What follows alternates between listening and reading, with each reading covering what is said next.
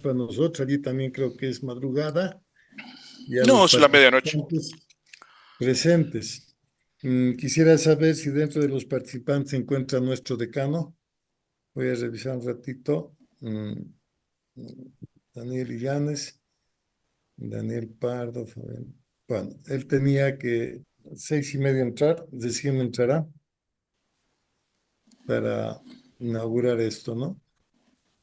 Te daremos 5 minutos. Le daremos un tiempito. Tenía una reunión en el rectorado también, por si acaso. Le voy a llamar.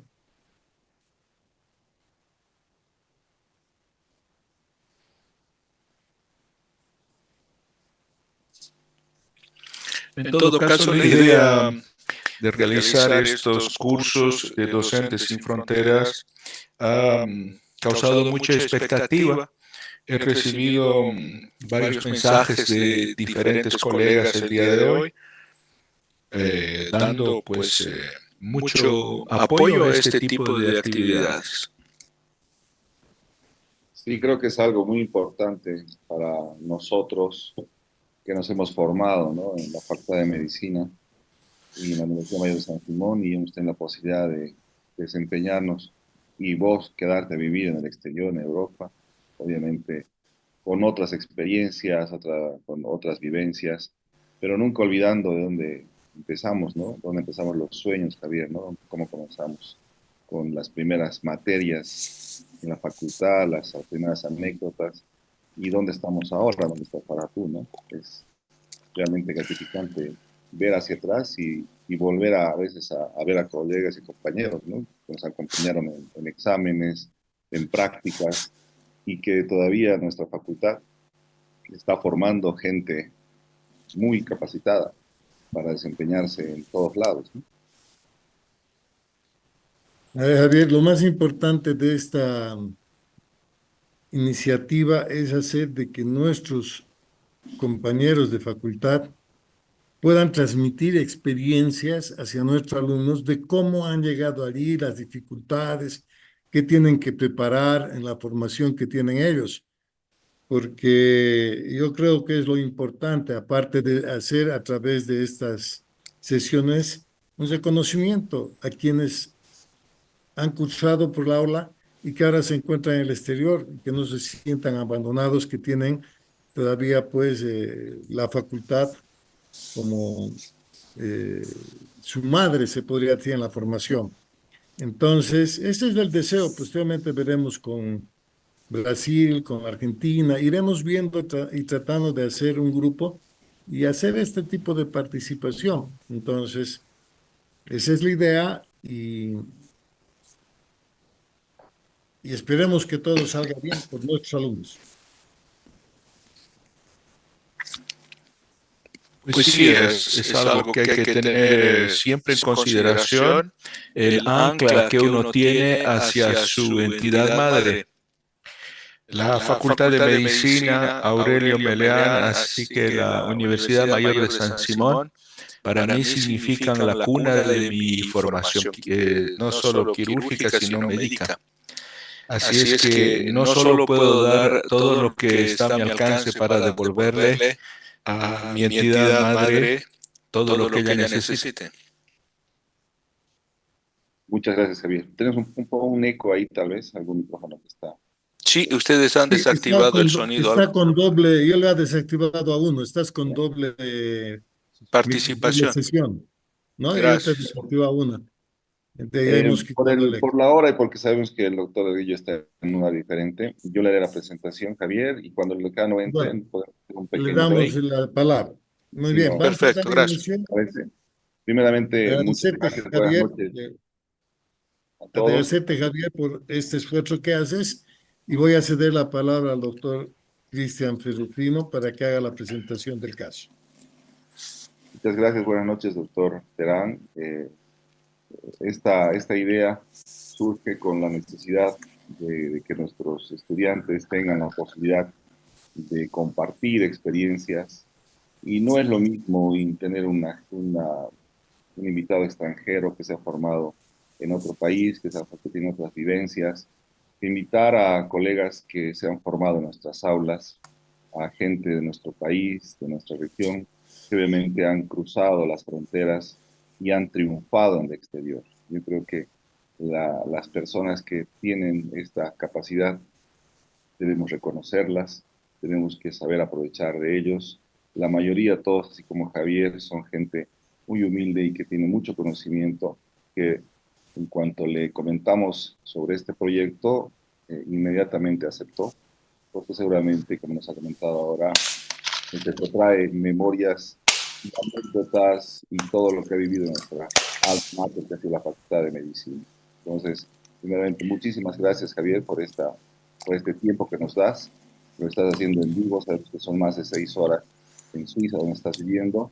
Y esto es sobre todo para nuestros estudiantes, ¿no? Que son los que más van a aprovechar. Quiero hacer un resumen eh, de un poco del currículum del doctor Javier Delgadillo. Él nació en La Paz, en Bolivia, en 1965. Fue bachiller en humanidades en el Instituto Americano en Cochabamba, donde estudió medicina en la Universidad Mayor de San Simón, en la Facultad de Medicina. En 1992 obtuvo el diploma de médico cirujano y fue fundador de la Sociedad Científica de Estudiantes de Medicina de Cochabamba.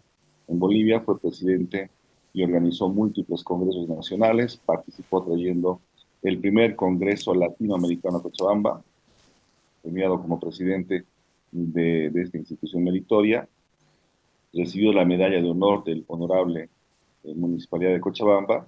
Durante sus estudios también fue delegado del Honorable Consejo Facultativo y del Honorable Consejo Universitario. Fue secretario del Centro de Estudiantes de Medicina, también delegado a la FUL y miembro de la CUB. Continuó su residencia en la Universidad Católica de Lovaina, en Bruselas, Bélgica, completando su formación de 6 años en cirugía general en 1999. Fue el 2001 que se certificó como proctólogo en la Universidad de Ginebra, Suiza, y luego obtuvo el Board Europeo de Coloproctología, otorgado por la Unión Europea de Médicos Especialistas y por la Sociedad Europea de Coloproctología en 2007. El jefe de la Clínica de Ginebra, Suiza, de Charlotte, Bélgica, y como profesor asociado de Chao Pong, de Suiza, pionero en la cirugía mínimamente invasiva, desde el principio de su carrera. Más adelante fue nombrado también médico consultante adjunto de cirugía colorectal en la Fundación Hospital de Lot en Suiza, desarrolló la unidad especializada en cirugía coloproctológica y además es nombrado recientemente consultante honorífico del Hospital Universitario de Vigo, Galicia, en España, entre el 2007 y 2017. Fue miembro fundador y jefe de la unidad de coloproctología de la clínica Montbrilliant en el Chaux de France, en Suiza. Actualmente es el fundador y jefe de la unidad de cirugía especializada del Centro Médico Quirúrgico Volta, también en la Chaux Fond, y consultante adjunto de oncología quirúrgica micromolecular presurizada de la Universidad de Viena, Alemania. Finalmente mencionar que es director científico de micropartículas de Biotech, laboratorio también en Suiza. Además es editor y review de varias revistas. Y como miembro de honor, miembro de la Sociedad de Coloproctología, de la Sociedad Cruceña de Cirugía, de la Sociedad Argentina de Coloproctología, de la Sociedad Tucumana de Coloproctología, de la Sociedad Paraguaya de Coloproctología, también de la Sociedad Salvadoreña, de la Sociedad Mexicana de Colon Recto Llano, de la Sociedad de Egipto también, y también de la Sociedad de Cirujanos Generales de Perú. Entonces, este es un poco un resumen de su currículum. Como verán, el doctor Delgadillo es una persona muy académico, donde tiene mucha experiencia en el ámbito de la cirugía, especialmente colorectal, y nos complace mucho en que pueda tener una conversación, transmitir sus experiencias con todos nosotros y sobre todo con nuestros estudiantes. Javier, muchísimas gracias nuevamente, por favor, y es tuyo este tiempo que estamos contigo. Gracias. Infinitamente gracias, Cristian, por la presentación. Gracias por el resumen. Simplemente traerles todo lo que he podido cosechar por lo largo de esta vida, de este trayecto, puesto que es una elección. Ya sea nos quedamos en Bolivia y trabajamos duro, o ya sea optamos por expatriarnos y la cosa también es bastante dura. No nos vamos a prolongar, vamos a entrar a las consideraciones generales quirúrgicas del colon. Quisiera que los jóvenes pues tengan bien en cuenta que existen ciertos parámetros y de esos parámetros tenemos que ver que la estructura anatómica del colon está dividida en dos. La primera, la derecha, que está directamente relacionada con la resorción o absorción hidroelectrolítica, puesto que los líquidos llegan a este nivel después de haber pasado la válvula ileocecal al colon derecho. A medida el progreso de esta solución líquida, de materia digestiva líquida, llega al colon izquierdo, se convierte en una materia más pastosa, más sólida y lógicamente a carácter microbiano séptico. El colon está recubierto de peritoneo, se encuentra situado en el estado inframesocólico abdominal, no es la parte superior del tracto digestivo.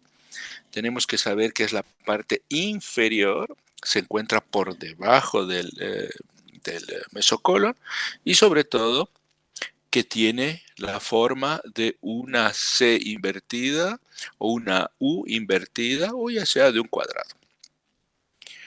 Mide más o menos 150 centímetros, tiene alrededor de 8 centímetros de diámetro, puede variar a nivel del lado derecho, cuando se encuentra sobre todo, por ejemplo, en el lado del ciego, que tiene algunos diámetros un poco más largos, más anchos que el lado del transverso o el lado izquierdo, donde se encuentran otras estructuras cólicas. La estructura cólica ella misma no es como la del intestino delgado. Esta se encuentra formada de estructuras que se llaman austraciones cólicas que están separadas por hendiduras transversales. Es como un chorizo que tiene diversas riñones si quieren. Los apéndices epiploicos son estructuras lipomatosas que a veces se encuentran alrededor del colon y que llegan a veces a recubrirlo completamente. De esa manera se tiene una estructura también llamada omental. El colon está corrido por unas tenias, una estructura longitudinal que se encuentra en número de 3 del lado derecho, del lado transverso y del lado izquierdo. Llegando a la parte del colon sigmoide o el colon ilíaco, si quiera llamarse, estas tenias pues se convierten en 2 para desaparecer cuando sea la estructura rectal. Quiero decirles que con relación al tamaño, con relación al ancho, con relación a lo largo, si el colon es muy ancho, se le dice dolicocolon. Si el colon es muy largo, se le dice un megacolon. Y si el colon es ancho y largo, se le dice un dolicomegacolon. En nuestra región no se tiene ese tipo de patología, por ejemplo, la chagásica o del colon de la altura. Acá se tiene dolicocolon debido al estreñimiento.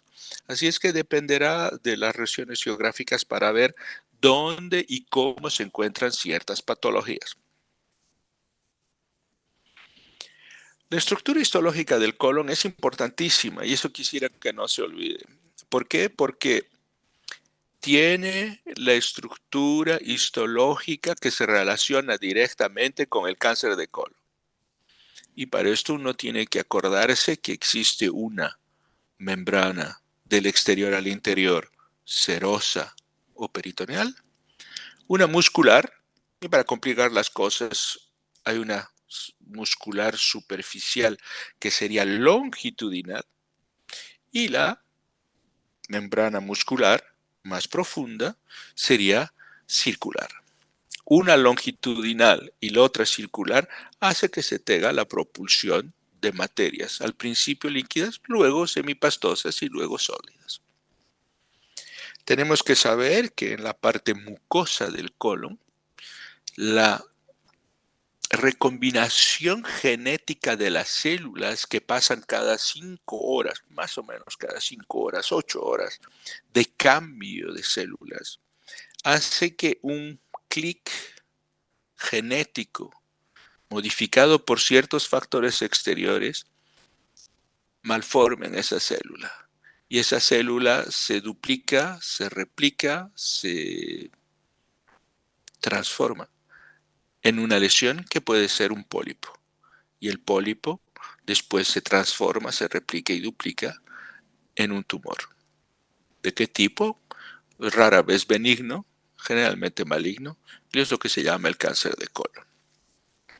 Para que todo el colon pueda funcionar, se necesita una estimulación nerviosa y para eso tenemos el plexo mientérico, que viene del plexo solar, justo de donde se encuentra la boca del estómago. Y lógicamente el parasimpático y el simpático, uno acelerará y el otro disminuirá el tránsito cólico. ¿De qué manera podemos explorar el colon? Acá se tiene una imagen de todo el cuadro cólico. Esta es una foto que la hizo Hohenberg en Alemania y que muy gentilmente me la cedió hablando de la disección del mesocolon. Las exploraciones no quirúrgicas del colon se la pueden hacer por colonoscopia. La colonoscopia consiste a la introducción de un tubo, ya sea de diferente material, generalmente plástico, movible y comandable, se lo puede modificar para dar ciertas vueltas, que tiene luz y que tiene una cámara. Y de esa manera se puede detectar y ver cómo se encuentra la estructura interna del colon, sobre todo la mucosa, y sobre todo si hay pólipos, y sobre todo si hay pólipos que no son amables. Y si no son amables, pueden dar cáncer. Así es que la detección precoz del cáncer dará una detección rápida para su tratamiento y lógicamente mejores tasas de sobrevida. Otra manera de explorar el colon es haciéndolo con radiografía. La radiografía, pues no solo les va a mostrar el aire y las materias fecales que se encuentran en el colon, sino que si se hace un lavado, un enema con contraste, generalmente a veces los productos son varitados y otros son productos derivados del yodo, pues dibujan la estructura cólica a la radiografía. Y así verán cuando hay un dólico, un megacolon, si habrá una dilatación cecal, un problema de cuando se pone más estrecho de estenosis del colon o una lesión tumoral. Más adelante, ya en los años 60, cuando los primeros escáneres empezaron a aparecer y cuando se los hicieron de manera popular, pues los escáneres han dado todo lo que es una imagen muy precisa de la estructura digestiva. Mucho más reciente es la IRM, que nos da otra manera de explorar la estructura del colon. Si hablamos de anatomía quirúrgica del colon, tenemos que ir a la tercera parte. Ya hablamos de la morfología del peritoneo. Tenemos que hablar de ligamentos, fascias y otras fijaciones, puesto que el colon no se encuentra flotando en la cavidad abdominal y él se encuentra recubierto por una especie de delantal, que sería el gran epiplón.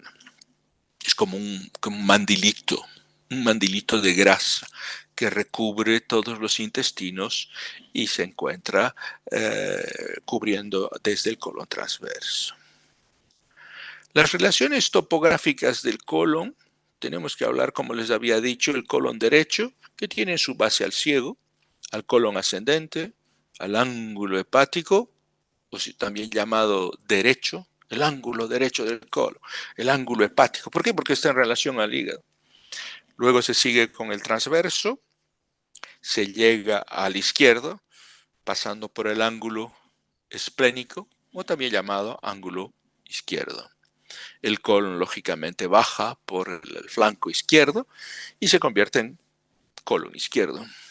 Mucho más abajo, llegando a la fosa ilíaca, acá en Francia, en Bélgica, en Ginebra, en todo lo que habla francés, se le dice el colon ilíaco, antes de hacer la S sigmoide. Luego el sigmoides, lógicamente, porque es una S de sigma, sigmoides, y se continúa con el recto. Los ejes linfáticos seguirán los ejes arteriovenosos. Este es el dibujo que se tiene, reténganlo bien, puesto que hay una válvula iliocecal, hay el ciego.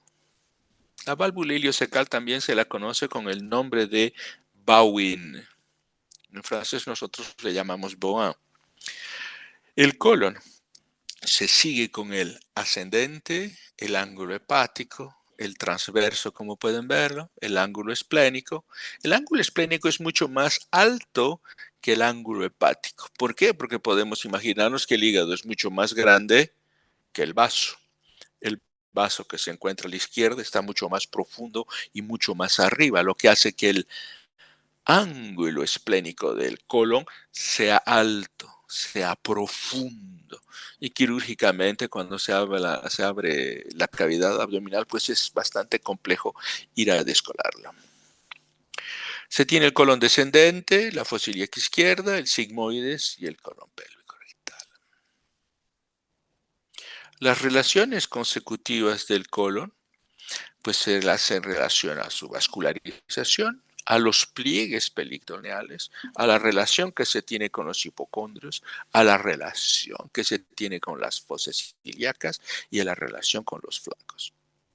Es así que se tiene la división de los 9 compartimientos de la pared abdominal y de esta manera tiene que localizarse en fosa ilíaca derecha, el ciego y el apéndice, en el flanco derecho, por ejemplo, el colon ascendente, en el hipocondrio derecho, el ángulo hepático, en el epigastrio, un poco el colon transverso, pero generalmente el colon transverso baja un poquitín, no es una T directa. En el hipocondrio izquierdo, el ángulo esplénico, en el flanco izquierdo, el colon izquierdo descendente, y en la fosa ilíaca, el colon ilíaco, que se continúa con el sigmoides. La morfología externa es clara. Tiene diferencias con el intestino delgado, puesto que el intestino delgado no tiene austraciones, no tiene las tenes, pero sí tiene sistema muscular que hace que el tránsito líquido pues avance, ¿no? El colon, con sus austraciones, va a ocasionar que exista cierto enlentecimiento de la progresión, puesto que el tránsito no es el mismo del intestino delgado que el intestino colon. Quiero que tengan bien en mente el desarrollo fetal y la rotación del asa intestinal primitiva durante la gestación. ¿Por qué? Puesto que el feto, cuando se está formando, hace que se tengan 2 vestigios arteriales. Un vestigio arterial que viene de la aorta y que da un primer ramo arterial mesentérico superior. Y después, cuando sigue rotando y haciéndose más alargadito, ya eso de los 29 días, 28 días, da el ramo arterial mesentérico inferior. Y así, de esta manera, el intestino sigue rotando y hace que el colon tenga esta forma en U invertida o en C invertida o cuadrada. La parte arterial superior mesentérica irá del lado derecho y la parte arterial inferior mesentérica irá del lado izquierdo. No se olvide. Luego del desarrollo y la rotación del asa intestinal primitiva, una vez que la formación del feto hasta los 21 a 29 días está hecha, el resto es puro crecimiento. Y luego de esa rotación y la fijación de todas las fascias, sobre todo la fascia lateral, que fue muy bien descrita por un señor que se llamaba Tolt, habla del alargamiento del colon hacia la parte del vaso o esplénico y la parte izquierda, que es la descendente, y el sigmoide. ¿Cuáles son los puntos de fijación del colon? Los puntos de fijación del colon y del mesocolon hace que se tengan varias regiones, y acá la estamos demostrando cuando hay una zona que es fija, una zona que es libre, una zona que también es fija o intermedia, libre, fija o intermedia, fija completamente, fija intermedia, libre y fija de nuevo. Estos son los sitios de disección para liberar el peritoneo y el mesocolon cuando se tiene que hacer una resección del colon. Si algunos quieren ser cirujanos, pues tendrán que aprender eso de manera clara. Para el médico general hay que saber que hay algunas partes que se pueden dilatar y que se pueden dilatar menos. El peritoneo colónico. Ustedes saben que el peritoneo tiene dos membranas, una membrana visceral y una membrana parietal. Y el colon se encuentra recubierto con una membrana visceral que da a algunos lugares reflexiones y otros lugares menos reflexiones. La raíz del mesocolon transverso, por la rotación fetal, hace que cruce de derecha a izquierda, de abajo a arriba, hasta la región duodeno-pancreática. ¿Por qué la región duodeno-pancreática? Porque en esa región está el célebre tronco celíaco. Y el tronco celíaco se encuentra directamente con relación a la arteria mesentérica superior. Es por eso que desde el borde del límite inferior del cuerpo y la cola del páncreas, la parte derecha irá al colon derecho de la mesentérica superior. Y por debajo, más abajo de la aorta, a la raíz del mesenterio, esta se encuentra oblicua y hacia la izquierda, y eso da lo que es el mesosigmoides, dibujando una especie de V invertida que lleva a los vasos ilíacos. Antes de los vasos ilíacos se tiene la mesentérica inferior, y la mesentérica inferior va a la izquierda. El mensaje es mesentérica inferior izquierda, mesentérica superior derecha. La exploración y exposición del colon, pues lógicamente hace que se necesite ciertas liberaciones, y la más grande de todas es la liberación para el acceso a la gran retrocavidad de los epiplonas, conocido también con el nombre de saco retrogástrico.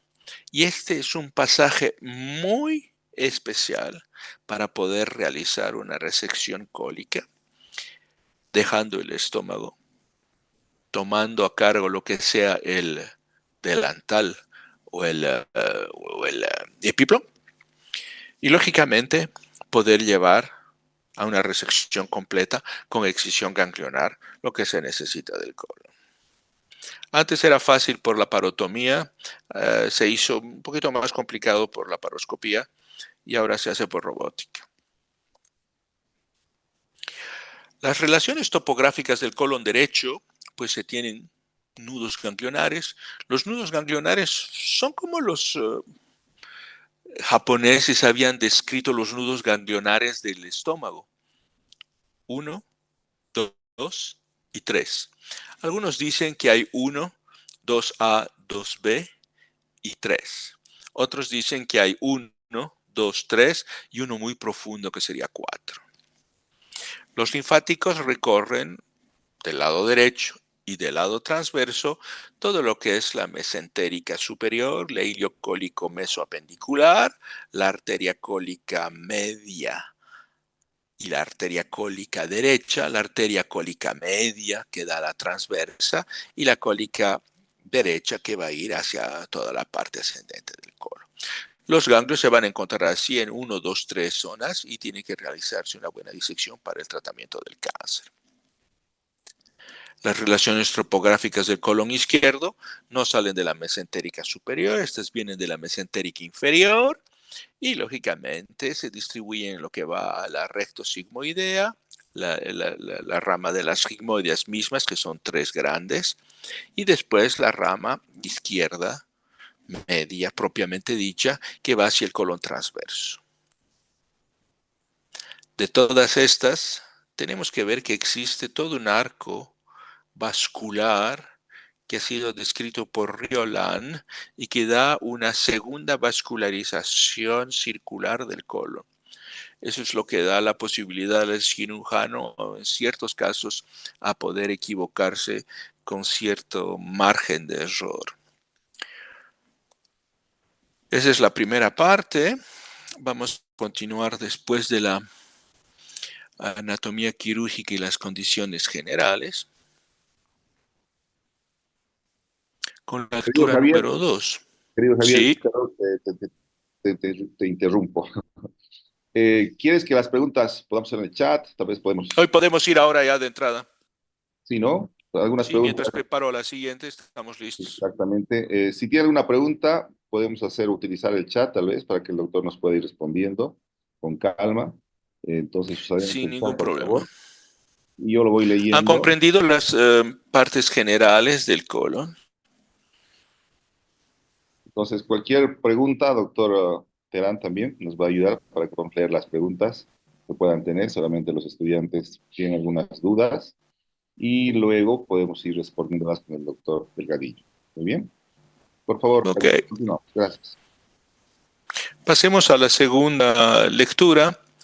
La segunda lectura será la del apéndice secal. ¿Por qué? Porque es una de las patologías más frecuentes. Es una de las patologías que el cirujano general y el cirujano colorectal estará enfrentado a lo largo de su carrera. Y la apendicitis generalmente pasa en la edad joven, pasa en mujeres y no diagnosticarla a tiempo conlleva serias complicaciones. Cuando me estaba formando en cirugía colorectal, recibimos en Ginebra 2 mellizos que venían de Rumania. Un mellizo estaba en buena forma, tenían 13 años, 14 años, 13 años. Y el otro mellizo tuvo apendicitis. Diagnosticaron mal apendicitis, hizo peritonitis. Al principio hicieron la pequeña apendicectomía, se complicó, lo abrieron, lo lavaron, lo drenaron y lastimosamente la arteria mesentérica superior fue rasgada y perdió su intestino delgado. Y a los 13 años estaba condenado a morir. Y es así que fue recibido en Ginebra y a este niño se le pudo hacer el trasplante de su hermano gemelo de intestino delgado. Vive todavía. Tuvimos suerte que tenía un gemelo univetilino, los romanos sobre todo. Así es que si hablamos de la cirugía del apéndice, tenemos que ver la anatomía y fisiopatología del apéndice secal, cuál es su disposición.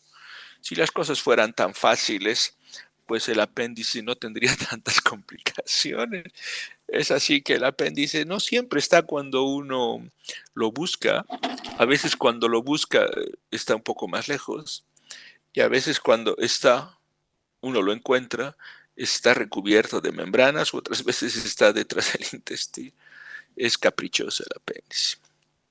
Esas variantes anatómicas son importantes y el diagnóstico tiene que ser realizado por todo buen médico. Cuando se encuentren, no solo en la provincia, en Ibirgarzama, Sipe, en lo profundo del Valle del Chapar o en el Valle Alto. Hay que tener la disposición de poder dar un buen diagnóstico de apendicitis, puesto que si no se la da, esto conlleva peritonitis. Cuando no se tiene disposición de laboratorio, de ecografía, de escáner, en este mundo donde yo vivo hay de todo, haces así y te dan. En Ibirgarzama tal vez, un domingo en la tarde cuando hay fiesta del pueblo y llega la apendicitis en una niña de 14 años, pues no hay que equivocarse. Para eso hay la clínica, la experiencia y la agudeza del médico. Hay varias técnicas de apendicectomía. Algunas se las puede hacer con una mano, otras se las puede hacer con el residente. Muchos dicen que es una cirugía de asistentes. Hay que saber hacerla. Entonces, de reputación benigna, el acceso fácil a la apendicectomía tiene que cumplir los siguientes objetivos. Tiene que ser simple, pero tiene que ser minucioso. El abordaje tiene que ser precavido y bien pensado. No van a abrirle toda la barriga a una joven que tal vez quiera tener familia y que tendrá que hinchar su útero para poder llevar un niño y lógicamente pues las adherencias no son simples. Evitar la propagación peritoneal de la infección es normal porque el apéndice es una estructura vermiforme como un gusanito de a veces 4 o 5 centímetros, otras veces 8, otras veces gordo, otras veces flaquito, que si revienta, pues al interior hay bacterias que dan pus. Así habrá que limitar la peritonitis, que puede llevar a complicaciones incontrolables, como la historia de los gemelos que tuvimos en Ginebra, que tuvimos que trasplantar intestino delgado. La apendicitis ha existido desde siempre, no es una patología moderna, no solo ha aparecido desde que Napoleón conquistó Europa, no, esto siempre ha habido desde tiempos atrás y seguramente muchos egipcios murieron de apendicitis, algunos romanos en plena campaña de Julio César también habrían muerto de apendicitis y algunos decían que los líquidos ocultos del cuerpo humano habían dado un viraje en la cavidad abdominal. Por eso que Hipócrates, Celso, Paracelso, gente más próxima como Andrea Vesalio, que fue el primero a disecar los cadáveres, pues hay que tener una descripción clara. Y fue Claudius Amiand que en 1735, miren, estamos casi por la revolución bolchevique, en el St. George's Hospital en Londres, describió la primera apendicectomía. Y dijo, pues vamos a tener que retirar esto para que el tipo se salve. Es casi 100 años más tarde que Méliès dijo, yo creo que si el apéndice se perfora, da la peritonitis purulenta. Y en la época eran los líquidos ocultos del cuerpo humano que daban la peritonitis purulenta. Unos años más adelante, Dupuytren, no sé si escucharon hablar de este señor de Dupuytren, es el que describió el canal de Dupuytren y lo que da el problema en la mano, declaró que la apendicitis no existe y se trata simplemente de una inflamación de los líquidos del cuerpo. Esto se localiza en el ciego y lógicamente necesitará algo. En 1886, Fitz en la Universidad de Harvard, miren, los americanos ya decidieron hacer las cosas, dijo, el apendicitis da la peritonitis. Un año más tarde, Morton, en Filadelfia, si ustedes se localizan, Harvard está en Massachusetts, Filadelfia, que está un poco más al norte, describe la ligadura de la arteria apendicular en la cirugía del apéndice. El 88, el famoso señor McBurney, que sube en la Universidad de Massachusetts, que también está en la Universidad de Harvard, describe la sección y el manejo del muñón apendicular. Si se cortaba y se dejaba abierto, pues los tíos se morían. Y después llegó un señor que se llama Murphy, otro año más adelante, en la Universidad de Nueva York, que está más al sur de Massachusetts, que está más al sur de Filadelfia, que está cerca de Harvard. Dice que hay que lavar. Y si hay que lavar, hay que poner algunas soluciones antisépticas. Y si hay pus, pues hay que drenar. Si esto les pasa, pues es así. No se olviden de estos señores, Morton, McBurney y Murphy. En 1491, ¿les dice algo esa fecha? Pues sí, en 1492 Cristóbal Colón llegó a la Latinoamérica. Un año antes, Leonardo da Vinci dibujó el ciego y el apéndice. De Carpi, en 1521, dio la descripción clásica del apéndice, como este gusanillo vermiforme. En 1522, Estienne dijo, esto tiene un vaso, y este vaso se tiene que llamar la arteria apendicular. A veces es gruesa y a veces sangra que ni les digo.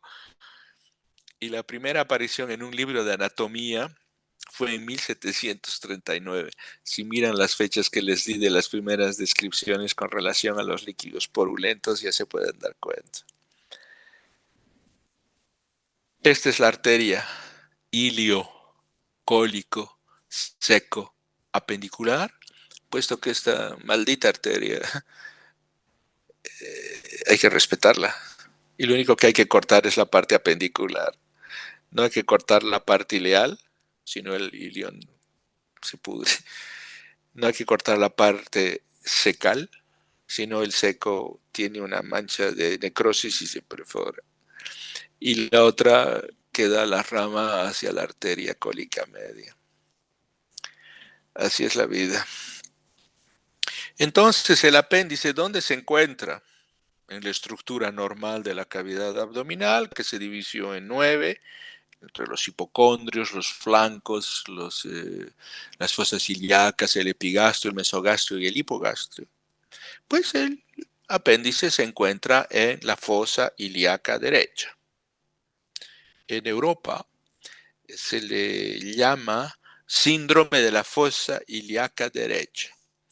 Si llega un paciente a la sala de emergencia y se le pone el síndrome de la fosa ilíaca derecha, quiere decir que tenemos que excluir apendicitis y otras cosas. La posición del apéndice es inferior, interna y anterior, la que está marcada como normal. Lastimosamente, dependiendo de la gente, dependiendo de la etnia, de la característica poblacional, casi la mitad de los apéndices,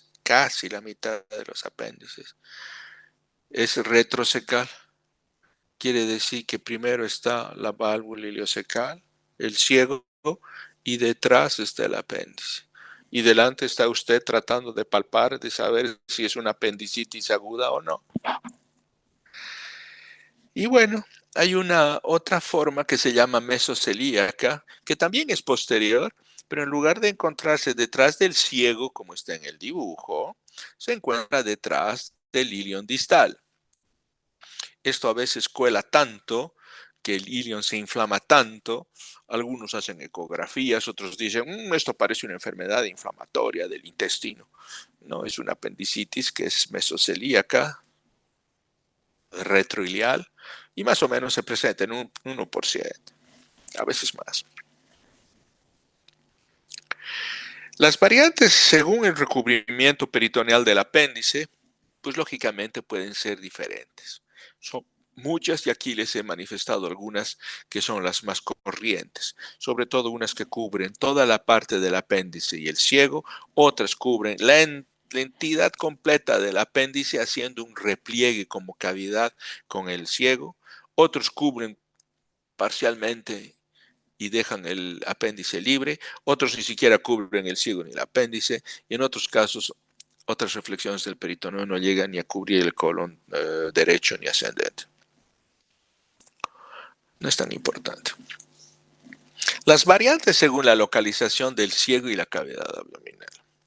Como el apéndice es un gusanillo que se encuentra en el ciego, pues dependerá cómo se encuentre el ciego con el colon derecho para que el apéndice pueda ser fácilmente encontrado. El problema es que hay algunos ciegos, o la parte más baja del colon derecho, se encuentran en posición pélvica. El intestino delgado se termina, el ilion distal se termina, hay la válvula iliocecal. La válvula iliocecal, ¿qué es lo que hace? Deja pasar el líquido del intestino delgado al colon. Si ese líquido quiere volver al intestino delgado, no puede porque la válvula se cierra. Deja pasar, se cierra. Deja pasar, se cierra. Así es que por retroalimentación, el líquido purulento o líquido fecal no pasa al intestino delgado. Pero si el ciego es pélvico, bajo, retorcido ahí al lado del útero y de las trompas, de la trompa derecha, de la trompa de falopio, pues lógicamente va a dar otros síntomas. Se encuentra en 40%, de 20 a 40% de los pacientes. El ciego ilíaco está mucho más arriba, está el número 2, se encuentra en 15%. Hay un ciego subhepático, más raro, 5%. Es la parte más alta del ciego, el colon derecho casi no existe y el ciego está aquí abajo. Hay algunos casos en que alguna gente manifiesta apendicitis aguda y creen que es una colecistitis. Colecistitis es la inflamación de la vesícula biliar. Pues es así que el ciego subhepático está en 5%. Hay otros ciegos diferentes, como aquel descrito por Kilaiditi, en este porcentaje que es ínfimo, que se encuentra suprahepático. Y el apéndice estará del lado izquierdo en el caso de situs inversus, que es una malformación congénita no patológica que hace que todos los órganos del intestino, de la cavidad abdominal, se encuentren al revés. A la derecha, a la izquierda, y los de la izquierda a la derecha. La clínica de una apendicitis aguda tiene que ser precisa, eso quería decirles. Se necesita saber si hay dolor en fosa ilíaca derecha, el síndrome de la fosa ilíaca derecha, un estado subfebril. La gente no llega con fiebre cuando está con una apendicitis inicial. Si hay una apendicitis con fiebre, 38,5, 39, hay pus, eso ya se perforó. Cuando se presiona la fosa ilíaca derecha entre el ombligo y la espina ilíaca anterosuperior en una línea derecha divide en dos, se presiona, duele. Murphy en la Universidad del Este en Filadelfia, con sus colegas de New York, dijo, ¿qué podemos hacer? Pues si lo soltamos, apretamos y soltamos, hay un signo de peritonismo. Y si duele hacia atrás, dijo, es el signo de Murphy, que estaba también en Massachusetts y trabajaba en la Universidad de Harvard. Y también iba a Filadelfia y bajaba con McBurney para operar otra apendicitis y se organizaba. Y a veces cuando se presiona muy fuerte y se encuentra un dolor posterior en el psoas, subiendo la pierna, con esos signos clínicos de internista, de gastroenterólogo. Porque todos los cirujanos tenemos algo de internistas y tenemos algo de gastroenterólogos. Pues se diagnostica una apendicitis aguda. En algunos casos, cuando la apendicitis está perforada y existe pus en el fondo de saco de Douglas que se encuentra entre el útero y el sacro, un tacto rectal hace que se perciba el abombamiento de este absceso y que sea muy doloroso cuando el apéndice sea inferior o celíaco. Con esa clínica, ustedes ya pueden dar un diagnóstico presuntivo casi preciso y se hace una muestra de sangre. En el laboratorio habrá leucocitosis, una elevación de blancos. No va a haber 25,000, no, la leucemia. 11,000, 12,000 glóbulos blancos con neutrofilia y linfopenia. ¿Por qué linfopenia? Porque hay muchos folículos linfoides que se encuentran en el apéndice y que con la inflamación disminuyen la producción y hay linfopenia. Y cuando hay inflamación bacteriana en el apéndice, los neutrófilos van a ir a atacar a todo lo que se inflama y hay esta purulación purulenta, lo que va a hacer que haya neutrofilia. Existe un factor que se llama la proteína C reactiva, que va a estar también elevada y es uno de los predictores más fáciles y rápidos en caso de apendicitis. Si tienen la suerte de contar con un aparato de ecografía y ustedes saben hacer la ecografía, y si ustedes no saben hacerla, está un radiólogo a quien le pueden pedir, pues lógicamente mirará dónde se encuentra el apéndice secal, como en este caso, y mirará que el apéndice secal está aumentado de tamaño. En general, radiológicamente, por ecografía, no se ve el apéndice. Es muy difícil de visualizar un apéndice normal. Se lo puede, porque tiene que tener experiencia el radiólogo. Pero si un radiólogo, así uno que está de guardia y que no tiene ganas de trabajar porque es domingo a las 10 de la noche, y le dice, ay, veo el apéndice, es una apendicitis, porque si ve el apéndice está inflamado. Si ustedes tienen suerte de encontrarse en un hospital que tiene de todo, pues hacen un escáner y está listo, ¿no? El diagnóstico estará dado. Y una vez que el diagnóstico está hecho, pues lógicamente se tiene que hacer una cirugía del apéndice. Les dije, hay abierta, laparoscópica y robótica. Si hay abierta, hay 3 incisiones clásicas. La primera, la de McBurney, que está entre el ombligo y la espina ilíaca anterosuperior, unos 3 centímetros hacia adentro. Yo las hago un poquito más hacia el centro y hacia adentro, puesto que generalmente cuando veo a los pacientes o los pacientitos que son a veces la mayoría jóvenes, les dejo el calzoncito. ¿Por qué? Porque es como la malla y uno hace la incisión dentro de los pliegues de la malla, si no se ve la herida donde le van a hacer la operación de la apendicectomía. Con la laparoscopía esto ha cambiado.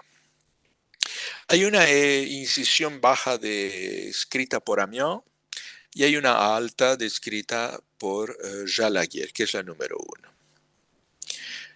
Le dan antibióticos, se desinfecta, se ponen los campos operatorios y luego pues se procede a la cirugía del apéndice secal.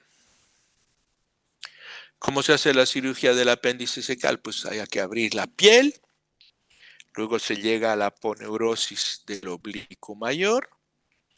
Ahí en la aponeurosis del oblicuo mayor, después de haber separado la grasita con unos separadores de Farabeuf, tiene que pasarse con la lámina de bisturí porque no se corta fácilmente, no pongan con tijera, sean malitos, pongan la lámina de bisturí, la misma que utilizaron en la piel. Y ahí pasan la tijera. Una vez que se hace el hemostasias y utilizan las tijeras de Metzenbaum.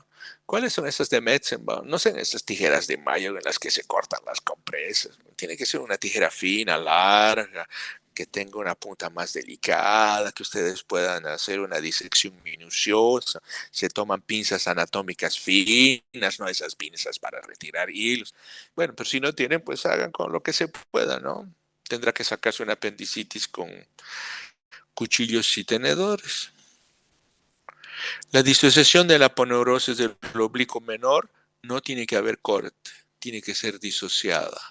Yo no utilizo tijeras en ese momento, lo hago con la pinza. Y luego pongo los separadores de Farabeuf y separo directamente con el Farabeuf. El movimiento tiene que ser delicado, puesto generalmente hay una arteria o una vena subcutánea abdominal que atraviesa esa zona. Si uno está apurado, son las 3 de la mañana y no se preocupa mucho, eso va a sangrar. Y no hay nada peor que empezando una cirugía benigna, empiece con sangrado del tejido muscular. No deja mucho que decir del cirujano. Entonces, la apertura del plano tendidoso del transverso se la realiza y se obtiene la visualización del peritoneo. Se visualiza el peritoneo y para cuando se te visualice el peritoneo hay que tomar una pinza de Crail o una pinza de Kelly y con una tijera se hace una pequeña apertura, pequeña, 3 milímetros. ¿Por qué? Para que entre el aire. Entre el aire, crea una entrada de aire, se separan los órganos y lógicamente ustedes tendrán todo lo que necesitan para ver. Con una buena lámpara funciona. Y si no tienen lámpara, los teléfonos celulares tienen buenas lámparas y les ayudan con eso. Una vez que se ha localizado el apéndice, poniendo los Farabev. Algunos son maniáticos de la antisepsia y ponen unos campos de betadina, ponen unos campos iodados, otros ponen campos plásticos, aislantes y más aislantes, antisépticos y antifúngicos. Si el apéndice solo está flegmoso e inflamado, pues no es tan necesario, ¿no? Se tiene que localizar el apéndice y con pinzas atraumáticas, tipo Babcock, tipo PETS, se retira el apéndice sin reventarlo, porque es, mírame, no me toques, y se realiza la ligadura de la arteria apendicular, esta célebre arteria apendicular que viene del ilio cólico-secopendicular. Y algunos dicen, no tenemos que poner una ligadura. ¿Qué tienen que hacer? Tienen dispositivos eléctricos de sellado. Así es que dos golpes de electricidad. Recording in progress. Thank you for the recording. Así es que se cierra el vaso con la pinza de electrosellado, pues no necesita ponerle puntos. Hay que tener mucha confianza en esa pinza de electrosellado. Y una vez que se haya hecho la hemostasis de la apendicular, el resto de grasita del mesoapéndice que queda, pues con otra ligadura, pues se termina. Si no quieren hacer ligaduras y están en una clínica de ricachones, acá en Europa hay unas clínicas de ricachones en las que te sacan ya los engrapadores, así, dos engrapadoritos y se acabó el negocio. No tienes que buscar la arteria, nada, así, plop, plop. Una desinfección, se acabó. Pero eso cuesta, ¿no? Un disparito de engrapadora, 300. No estoy hablando de bolivianos, estoy hablando de dólares. Y como no hay dólares, bueno, hilos, ¿no? Una vez que se haya realizado la ligadura del apendicular, que se haya hecho la ligadura del mesoapéndice, pues hay que seccionar el apéndice. Y lógicamente, el seccionar el apéndice tiene que ser minucioso y tiene que tratarse, aquí está la engrapadora, ¿no? Tiene que tratarse el muñón apendicular. Era parte del examen de cirugía el manejo del muñón apendicular. Sección del apéndice, se realiza un debridamiento, limpieza del muñón. Otros dicen que hay que electrocauterizar, otros dicen que hay que hacer una dermabrasión mucosa, otros dicen que hay que ponerle nitrato de plata, otros dicen que hay que ponerle desinfectante, otros ponen unos polvos de Merlín, y otros dicen que hay que hacer una jareta para poner el muñón al interior, y eso se llama hacer una inversión del muñón apendicular. De esa manera, luego de haber realizado la limpieza y todo eso, el muñón apendicular se lo oculta detrás de una jareta. Se hace un reintegro del ciego, del muñón del apéndice y de la ligadura de la arteria con invaginación. Otros dicen, no hay nada que hacer, nada. Y una vez que se desinfecta, se lo deja así. Lastimosamente, los estudios han demostrado que hay algunas adherencias en este muñón apendicular y a veces hay algunas bridas epiploicas que se forman en ese lado y pueden ocasionar algún grado de problema. Con invaginación del muñón, pues ustedes pueden ver que la confección de la jareta se realiza con la sección apendicular. Lógicamente, el asistente pues, va a hacer la invaginación clásica. Era un paso de asistente de cirugía y de residente de primer año. Residente de primer año de cirugía que no hace apendicectomía con un interno, le cortábamos la mano izquierda. No, no es cierto.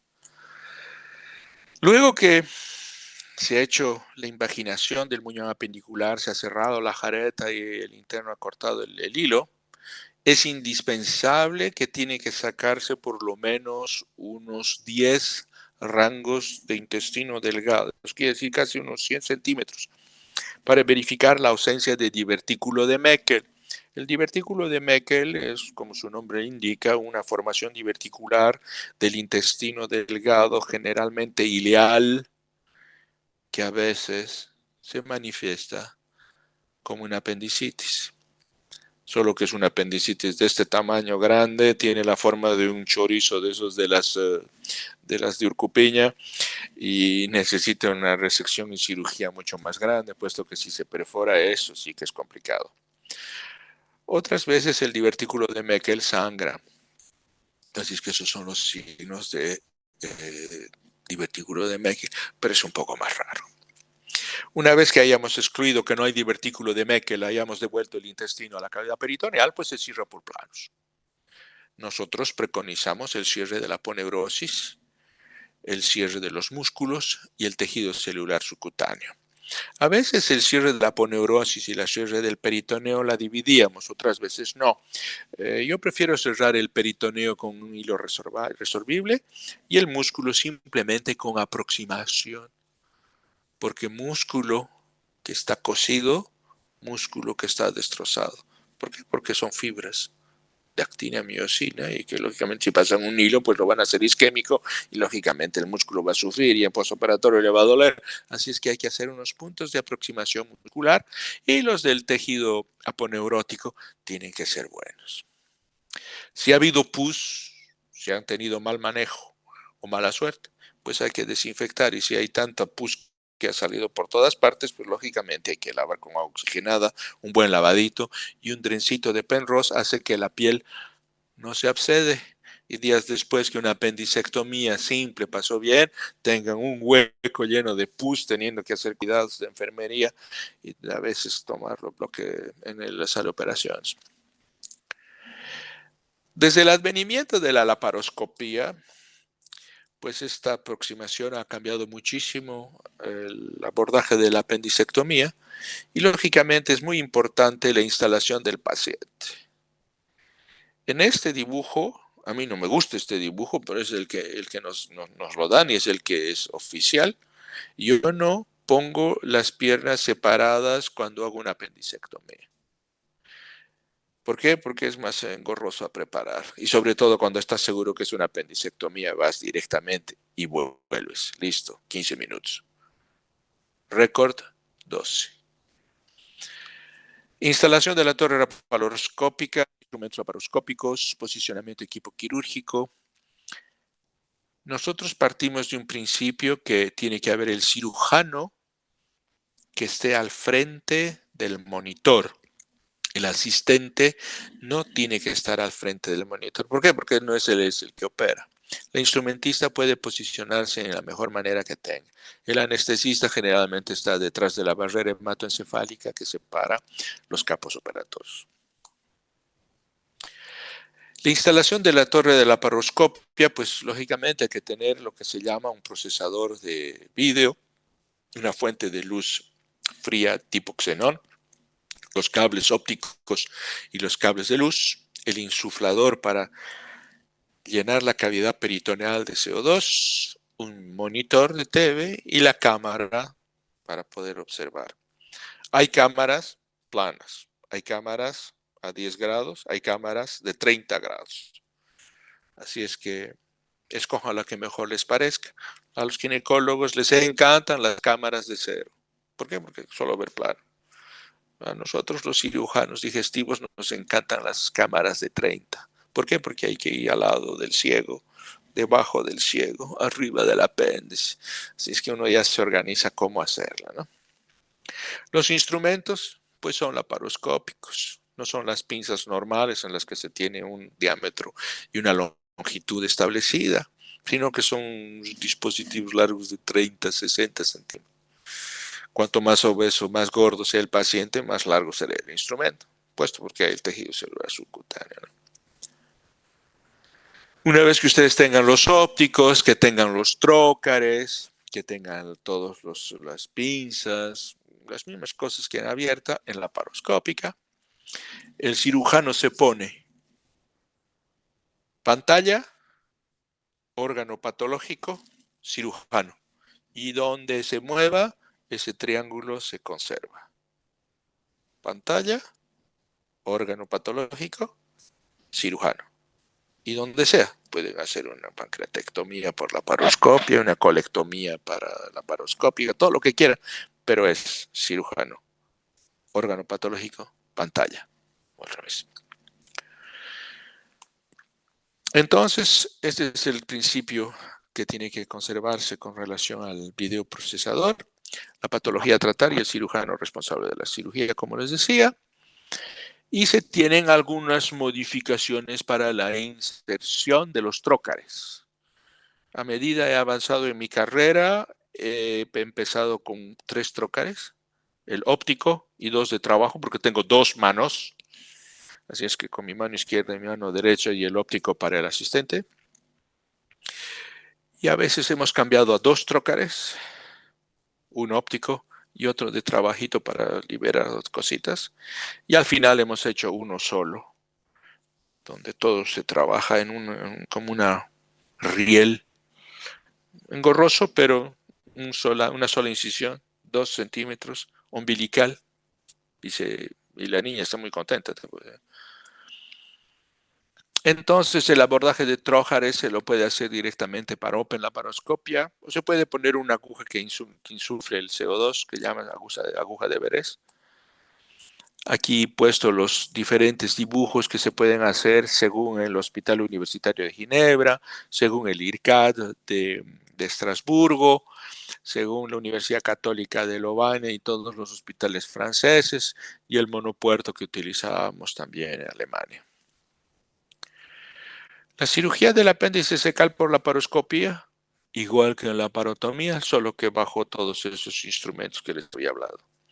Neumoperitoneo, localización, prensión del apéndice, electrocoagulación bipolar del mesoapéndice y por ende de la arteria apendicular. No van a poner todo un hilo, todo eso, así es que ponen un clip, unos clips chiquititos. Sección del apéndice, abrasión de la mucosa, se puede poner otro clipcito y como se dice, dejamos así, ya no hay que hacerle la imaginación con Jared. Y lógicamente se hace la extracción de un apéndice en una bolsa de plástico. Algunos utilizan unos guantecitos, otros tienen creatividades, se puede hacer así. Se lava con un dispositivo de manguera con aspiración. Se retiran los trócares bajo control visual y se cierra. Esta es la manera de hacerlo. Así se tiene la prensión y la coagulación bipolar. De esta manera se pone el apéndice secal muy atraumáticamente.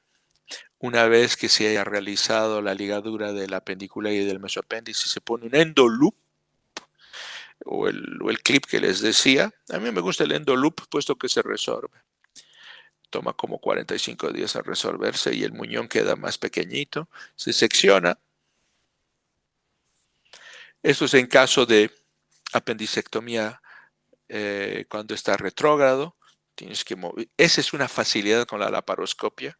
¿Por qué? Porque puede ser retrógrada, puede ser retrosecal, puede ser retroquilaidí, lo que quieran, donde sea, lo van a encontrar. ¿Por qué? Porque están mirando con la cámara. No están yendo a ciegas desde afuera. Si es que la laparoscopía ha cambiado muchísimo el abordaje de la apendicectomía. Y aquí se tiene un solo monopuerto, ¿no? Incluso puedes sacar el apéndice por el monopuerto. Esa es la manera del monopuerto. Y bueno, decirles que las complicaciones frecuentes de la apendicectomía son sangrado. ¿Por qué? Porque es la arteria apendicular. Les hablo en 1993, tal vez algunos de estos no habían ni nacido. Íbamos a una sala de operaciones en Bruselas. El gran profesor de cirugía pediátrica me dice, Delgadillo, ¿usted ha visto la apendicitis? Sí, ¿qué edad tiene? 11. Usted me va a ayudar, por supuesto. Preparo para McBurney, profesor, le dije. Y me dice, no, vamos a hacer por la laparoscopía. Y al introducir uno de los trócares, pues perforó el ilíaca. Terminamos en laparotomía y cirugía vascular de reparación de arteria ilíaca. Más apendicectomía. Vino el profesor de digestiva, vino el profesor de vascular, vinieron los jefes de clínica y pues Delgadillo aspiraba una de esas noches de guardia en Bruselas en 1993. Salió bien el niño. El segundo de los problemas y complicaciones frecuentes de la apendicectomía son abscesos recurrentes y peritonitis. No hay nada peor que haber hecho una buena apendicectomía y que 4 días después el joven, la señorita, venga con un fiebre y peritonitis purulenta que necesite un drenado. Y lo peor de todo es que cuando no se han visto las cosas, haya lesión de víscera hueca. ¿Cuáles son las vísceras huecas que se encuentran al lado del apéndice? Fácil, pues el ciego o el ilion. Y si hay perforación de ciego, hay peritonitis grave. Y si hay perforación de intestino delgado, la peritonitis también es grave. ¿Qué hacer cuando no se trata de una apendicitis? Ay, sería apendicitis, ¿no? Divertículo de Meckel, como les decía, posibilidad. Pero la más frecuente es la adenitis mesentérica. La adenitis mesentérica es una patología que se encuentra mucho en jóvenes que entraron en relación con gente que tiene gripe. Ustedes saben, les da la gripe, pueden haber adenovirus, rotavirus y otras cosas. La gente tiene la gripe horrible, traga soluciones y sustancias, tanto en la saliva como en los virus, y estos se van a ir a implantar en el sistema linfático del tubo digestivo. Por alguna suerte que no se conoce, van a ir a implantarse al lado linfático del lado derecho, que están cerca del apéndice, y va a dar una adenitis mesentérica. Y ustedes aprietan el McBurney y es positivo, hacen el psoas es positivo, hacen el Murphy es positivo, toman una muestra de sangre y tienen una pequeña CRP, PCR.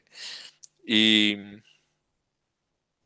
a veces la neutrofilia no es tan grande, pero no hay linfopenia.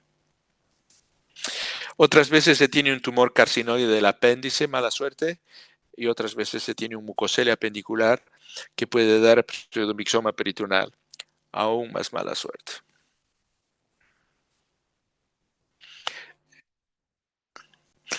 Eso sería hasta la cirugía del apéndice cala. Si tienen preguntas, me dicen.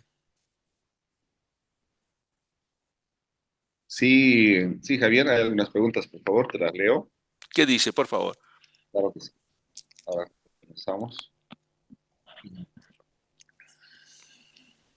Desde la primera.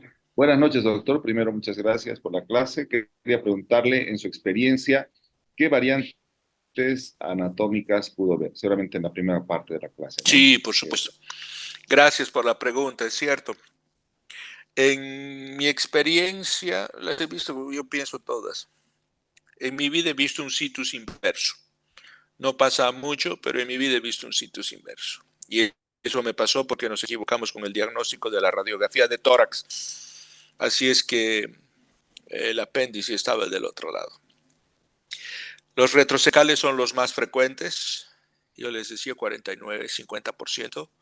Los retroiliales también, algunos son frecuentes, pero desde el advenimiento de la cirugía laparoscópica se tiene un control visual de la cavidad abdominal, controlan completamente todo y la disección se puede hacer bajo control visual de manera muy prudente. Se pueden realizar excisiones como de cascarones de pus alrededor del apéndice, y eso puede hacer una cirugía mucho más llevadera como antes que era muy complicado. En todo caso, esas son las variantes más difíciles. Me he encontrado con apéndices colados a la vesícula, me he encontrado con apéndices largos de este tamaño. Habían unos turcos, habían alguna gente de otras etnias que vienen del lado de los iraníes. Esos tienen variantes anatómicas un poco más raras de las que nosotros vemos en Latinoamérica, porque es así, el mundo se ha globalizado, así es que tenían unos apéndices largos y corrían al lado del colon derecho, largos, 20 centímetros. ¿Hay otra Me ha pregunta, tocado Javier? sacar, he sacado gusanos. Sí, me ha tocado apendicitis por gusanos como Ascaris lumbricoides, y he visto otro tipo de bichos como trichurs, de todas cosas he visto. Eso Otra sería para pregunta. responder a la pregunta. Otra pregunta, Javier. Buenas noches, doctor. Permítame preguntarle, según su experiencia, ¿cuál es la manera más segura de realizar el manejo del muñón apendicular? ¿Cómo lo haces tú, Javier? ¿Cuál te gusta? He cambiado,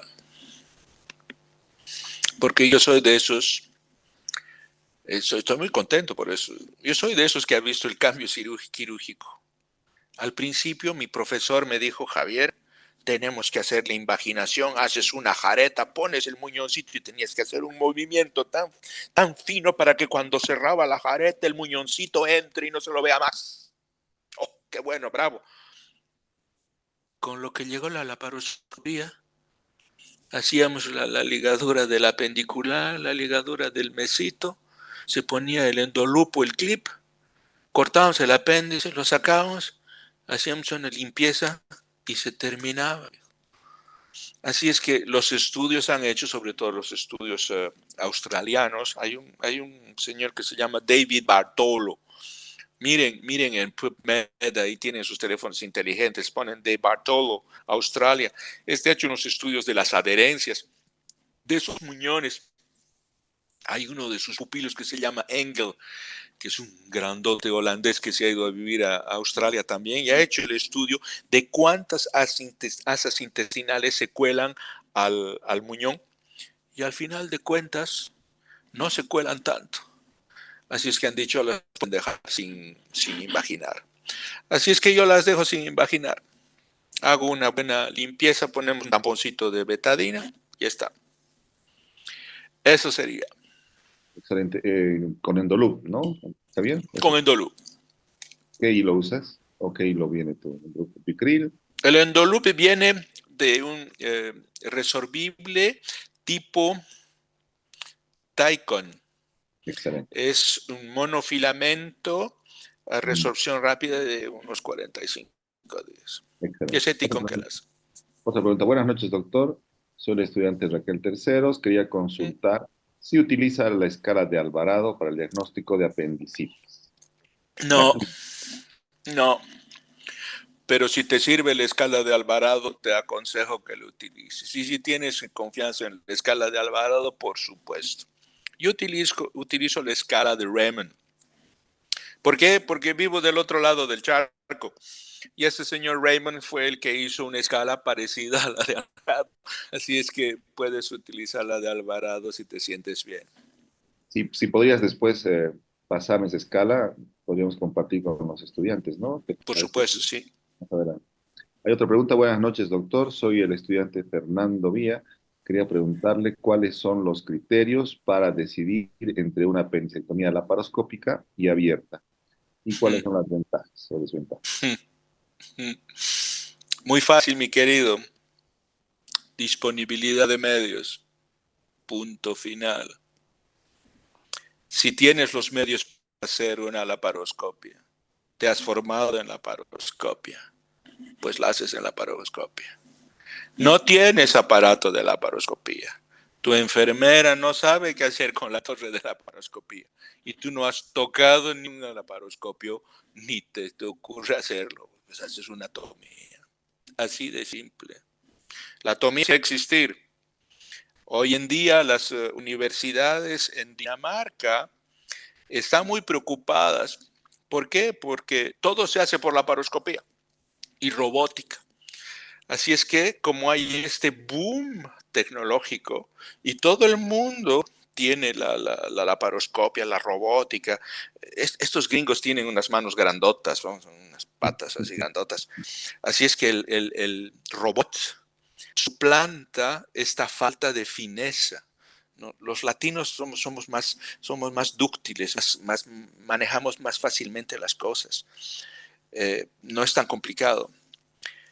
Así es que ahora les están enseñando a venir de la laparoscópica robótica hacia la abierta. Antes nos enseñaban, vamos a hacer de la abierta, vamos a ir a la laparoscópica. Ahora se está haciendo al revés. ¿Por qué? Porque algunos que nunca han visto una apendicectomía abierta. Así es la vida. Muy bien, otra pregunta más. ¿Cuál es la forma, doctor, que usa para identificar el apéndice? Seguramente una apendicectomía abierta, ¿no? ¿Cómo puedes localizarlo? Sí. La mejor manera de localizar el apéndice es ver dónde se encuentra el ciego. Bueno, haces McBurney. Está gordito, está menos gordito, está un flacucho, tiene variantes diferentes, un poco adherido. Encuentra el ciego. Y una vez que hayas encontrado el ciego, tienes que tratar de ver las tenias. Y uno sabe que hay 3 tenias. La tenia anterior, en 49% de los casos, te va a llevar a la raíz del apéndice secal. La tenia posterolateral, en 15%. La tenia posterior, rara si es un retroapendicular. Pero si encuentras la tenia, sigues la tenia, vas a encontrar el apéndice. Una vez que tengas el ciego, siempre tienes que ir hacia abajo porque la ley de probabilidades hace que el apéndice se encuentre en la parte inferior y lateral del ciego. Así es que una vez que tengas el ciego, sigue las tenias, y si no sigues las tenias, anda hacia abajo. Nunca estará lejos. Salvo si tienes la mala suerte que sea retrocecal, completamente cubierto de peritoneo, pues sí, ahí tienes que abrir un poquitín, ¿no? Excelente. Una más. Buenas noches, doctor. Soy el estudiante Paula Vega. Quería preguntarle respecto al situs inverso que mencionó. Olvidó el caso. Olvídate. En tu vida verás uno. Yo vi uno. Así es que no sirve para nada. Sí, sí, Olvídate del situs inverso. ¿Cómo te puedo decir? Es anecdótico. Pero existe. Hay que mencionarlo. Así es que se lo trata de la misma manera que toda otra patología, solo que al revés. Tendrías que operar del lado izquierdo, así es que tendrías que irte del lado izquierdo. ¿Qué está haciendo la doctorita? Está operando del lado izquierdo el apéndice. No, hay un situs inverso, así es que sí pasa, ¿no? Bueno, la última pregunta creo que es muy interesante, Javier. Venga. Buenas noches, doctor. ¿Qué opina del tratamiento conservador de la apendicitis aguda? Médico, ¿no? ¿Funciona? Perfecto. ¿Qué grado podemos manejar? Dice, que se puede. Perfecto. Este señor ha mirado y ha leído, por supuesto. ¿Qué es lo que pasó? En 1945, durante la Segunda Guerra Mundial, los soldados que estaban en esa guerra tenían apendicitis y no siempre se los podía tratar con cirugía. Así es que llegó la proposición de hacer un tratamiento antibiótico. Necesita mucho antibiótico, pero se tiene buen éxito. El problema es que a veces no solo los antibióticos pueden cubrir el vasto campo de bacterias, y muchas veces al final eso resulta en un absceso completamente como una cáscara de huevo que se come el ciego, se come el ilion, y lógicamente son cosas que llevaron a estados de suboclusión y tomó mucho tiempo. Pero si no se tiene opción quirúrgica, le pones antibióticos hasta por las orejas, y eso funcionó. Y eso funcionó tanto que incluso se aplicó durante la guerra del Vietnam. Así es que encuentren las referencias tanto en la Segunda Guerra y tratamiento conservador de la apendicitis aguda en campos europeos y como en el Vietnam. Y están muy bien descritos y tiene todo su valor. Y te agradezco infinitamente porque es una muy buena pregunta. El problema es que si no quitas el apéndice y no quitas esa cáscara de pus, esa coque que se hace como un coco, pues puede conllevar a ciertas complicaciones que necesitará, lógicamente, más adelante, una intervención quirúrgica mayor. Excelente. Querido Javier, tengo una comunicación. Tienen los chicos una clase en unos 5 minutos más. Yep. ¿Tú crees que podamos pasar este tema a hacerlo el lunes junto con lo Next. que tenemos por favor? Sin problema, mi querido. Esto tiene, te voy a decir, las colostomías que están relacionadas tienen 10, 12 slides. Esto pasa el rápido. día lunes no tenemos límite, o sea que podemos continuar. ¿Ah, sí?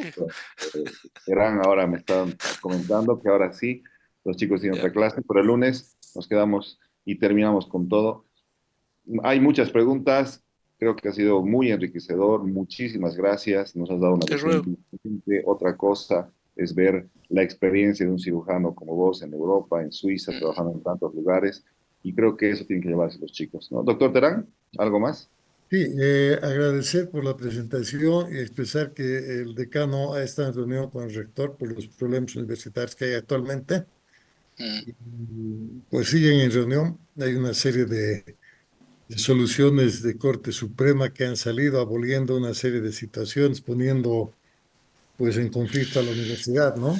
De Lunes lo todas tenemos. maneras, yo creo que él va a estar presente el lunes, creo que continúa en la reunión y no ha podido comunicarse.